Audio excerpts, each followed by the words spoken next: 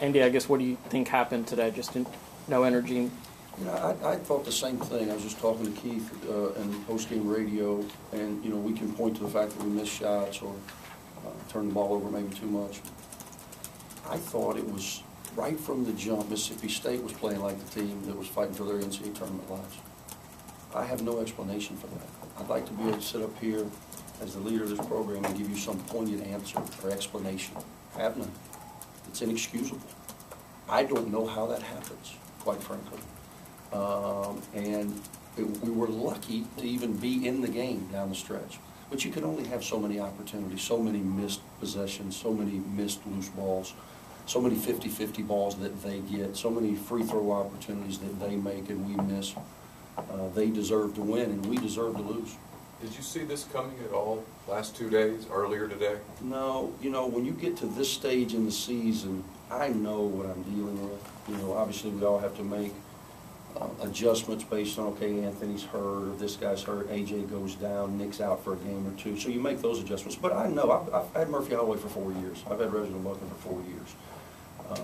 I know what we're dealing with. Our preparation really doesn't vary. You know, we had a disappointing loss at South Carolina a couple weeks ago. Came back and responded with 2 good home wins. Not only wins, but I thought we played well, played with some energy, got some life.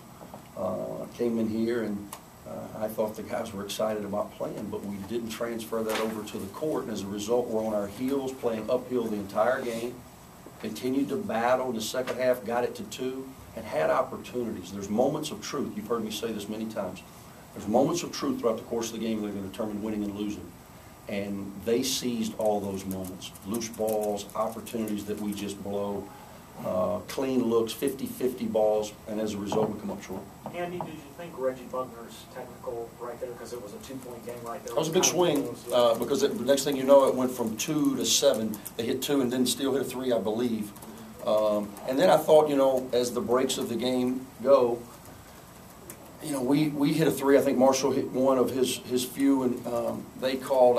You guys probably saw it if you had access to monitors. I had no idea what was going on. They called a dead ball technical on Rockwez Johnson, which it was best case scenario for us because the basket counts. We get 2 foul shots and the ball, but we missed 2 foul shots. Those are the moments of truth I'm talking about. All of a sudden now you can really dig into that. It could have been a 7-point possession, but it wasn't. It was a lost opportunity. What's the message to the team after, you know, a tough loss? Well, you know, the message is huge blown opportunity. We all realize what just happened. And we've got 3 games left.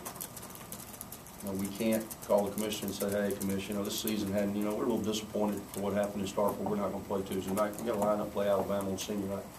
And we got to go to Baton Rouge next weekend. And depending on how we play, we'll determine what happens next. Do you feel like you'll have to win in Nashville? Oh, definitely. That's what I think. Now, I'm not on the committee, but I think most definitely now our goal is to try to get, and I don't even know mathematically because I don't know what happened today, but to try to win out, which would put us maybe in the first round bye territory, where you're trying to win 3 in 3 days as opposed to 4 and 4. Colin Worker just found different ways to score inside and out. How much trouble was he giving you all? Phase 4s have killed us all year. Eric Murphy killed us. Kyle Wilcher killed us. Colin Borchert kills us. We struggle with phase 4s because we're never at the point of attack on ball screens, and as a result we get strung out, and then it comes down to whether or not a guy's going to make an open shot or not. But he's going to get one if you're not there at the point of attack. Same song and dance for us. That has never changed. If you looked at our season, anybody that's a phase 4, they hurt us, and that's because again we're not disciplined enough, we're not tough enough to do what we need to do and be at the point of attack on that ball screen so we don't get strung out. Andy, they were able to throw the ball down and catch it really low in the post. Was that about energy? Well, that was about not being up the line. You know, I told my biggest fear coming in here, Gavin Ware didn't play much in game 1. He's a good basketball player. He's a big body, and he catches it very close to the rim. He didn't play in game 1 very much. He got in foul trouble. And as a result, his presence wasn't felt like I knew he was capable of. So we talked for 2 days about not allowing yourself to get ducked in because he's a big body. And if he puts that big body on you, as close as he is to the rim, he's going to be effective, and that's exactly what happened. Anything else?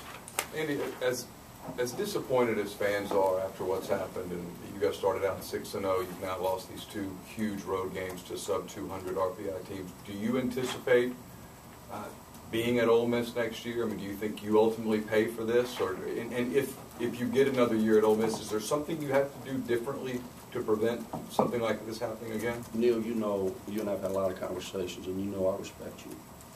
I don't know why you would ask that question. That question should be asked to the person who's in charge of my job, not me. I'm going to coach this team at Ole Miss. To me, this is a privilege. I grew up, you know, right up the road. When I was driving in here last night, I saw, hey, 25 to Louisville. That's where I was born and raised. I've been in this building 100 times watching Bulldogs and Rebels.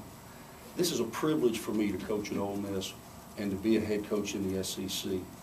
I'm the all-time winningest coach in the history of this program. I am very proud of a lot of the things that we've done. Am I satisfied? Not close. But I work at the leisure of my employer. And if he tells me today, Andy, you're no longer the head coach at Ole Miss, I'm going to thank him. I understand the frustration of the fans. I feel that same frustration. You're talking about a guy who's got blood, sweat, and tears in this for 7 years. And I've been dancing on this fence for a long time. All I do, I control what I can control. All of those questions, all of that speculation should be answered by the person who has the ability to make those decisions, not by me. Thanks, Coach.